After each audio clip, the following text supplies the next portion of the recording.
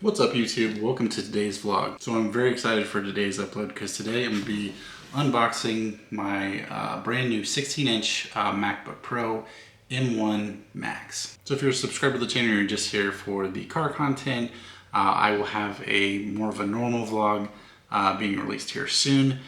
So stay tuned for that. If you're not really into technology stuff, feel free to skip this video because that's what we're going to be talking about. Alright, so for those that are new to the channel, my job is I'm a software engineer, and pretty much since the beginning of my career, I've pretty much been exclusively doing my work on MacBook Pros.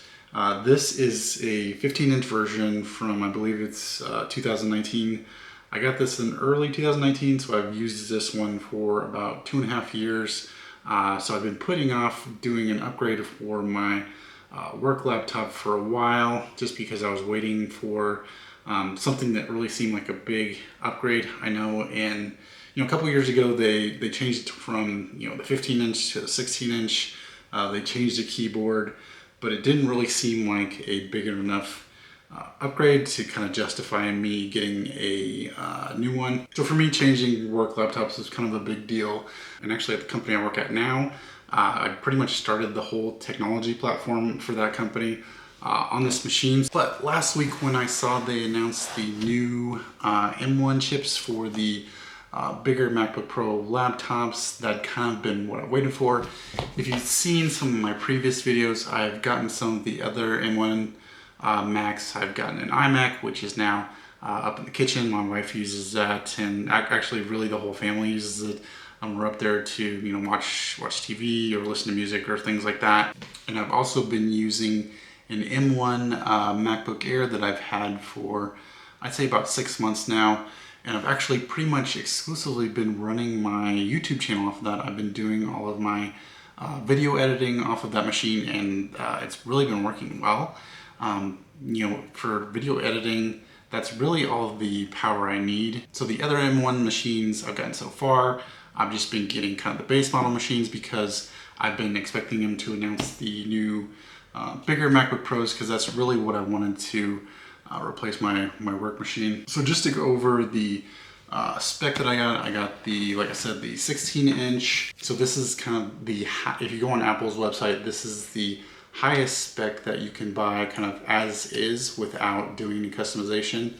It has the M1 Max, it's the 16-inch, it comes with 32 gigs of RAM, so that's a nice step up from the 16 gigs of RAM I had with my old machine. Just holding the box already, I can tell, and some of the reviews I've seen, they say these machines are quite a bit bigger than the older models, so I definitely feel that already in just the weight of the box. Alright, so that's enough of an intro for this video. I'm going to go ahead and dig into this thing, open it up. I'll get some shots of that for you guys, and then afterwards I will kind of go through and give you guys my first impressions of this machine so far.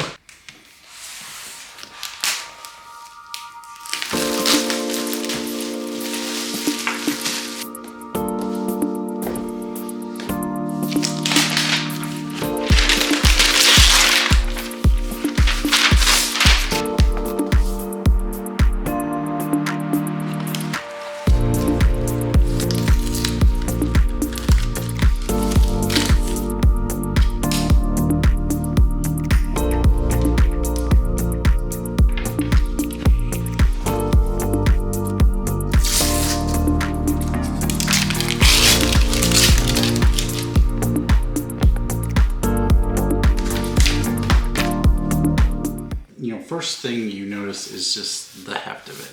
And all the other reviewers I know are saying the same thing. But this, compared to the old version, you can tell there's a definite weight difference and size differences comparing the two. Now overall, just looking at the design of this one compared to the old one, just has much more rounded case. You can see they, as everyone's talking about, they brought back the ports. There's the HDMI port and the SD card slot. Then you have the MagSafe there, which to me is a welcome addition. I'm glad they brought that back. Especially glad to have the HDMI back. That's always annoying to take your laptop to a meeting and realize you forgot your dongle. So then you can't share your screen if you get a projector in the room or something like that. So that's a welcome addition.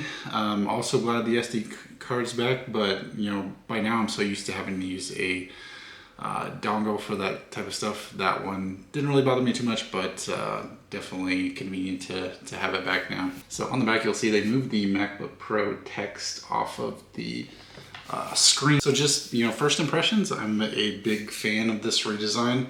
To me, this is kind of going back to when the MacBook Pro was, in my opinion, a lot better than the current version. I like having the ports back. I like that there's no touch bar. The design to me, just, you know, in my hands, feels great, feels very premium. I'm so very happy they kind of went back and, you know, did things right and gave the fans what they wanted. All right, so we'll open this thing up and we can kind of see what we got here. So I'm not going to say anything about the notch. Every other reviewer is going to mention it or complain about it. I'm not going to talk about it really, because to me, it doesn't matter. To me, it comes down, if there's a trade-off between either having the notch or having the bezel expanded out to be, you know, that wide, I'll take the smaller bezel. So to me, that's not an issue. I don't mind the notch. We've had notches on our phones for years now, and it's never bothered me. So one of my favorite parts about this redesign for this current version is probably the keyboard. So with the current Mac that I have, this was a version where the key travel is very shallow and it doesn't have a good feel to it. I'm usually using an external keyboard when I'm on that machine. This is, you know, back to feeling like it should, just a little bit longer travel. Really nice click to it. Of course, they got rid of the touch bar, which I wasn't particularly a fan of. I like having the physical function keys. That's how I would prefer it. So glad they did away with the touch bar and brought back the full-size function keys. Also, the Touch ID key is now full-size too, and a big fan of how that looks now. I also like how they made the entire keyboard area black, so I think that's a nice touch. It gives the keyboard overall a nice cohesive look. All right, so then the next thing we talk about is, of course, screen, and this has the 120 hertz Pro Motion, which I'm very excited about that. It's gonna be hard to show that on camera, but just, you know, browsing through, and I can see just how smooth it is with this the screen. So I think that's going to be a very nice touch, you know, especially for somebody who spends, you know, all day at their computer reading, coding, and stuff like that. And then just as kind of a fun little comparison, I thought I'd line these two up next to each other. You can see how much bigger the screen is on this newer version, so definitely a nice upgrade. So really the last thing to talk about when it comes to this laptop is just the power. Like I said, I've used a couple of the M1 Max and I've been really impressed, especially I use Final Cut Pro to edit all the videos for this channel, and that's been, you know, more than adequate to you know, edit the 4K videos that I make with just a regular M1. I am super excited to I actually have 2 videos to edit right now. I'm gonna actually do that this evening. Get this all set up the way I want it. So like I said, this is the M1 Max. It has a 32 core GPU, 32 gigs of RAM, 1 terabyte of storage. I typically you know, edit my videos off of an external SSD anyways, so didn't really see the need to upgrade the storage. So even with this, I guess this would be a base model M1 Max. I didn't do any customization to it.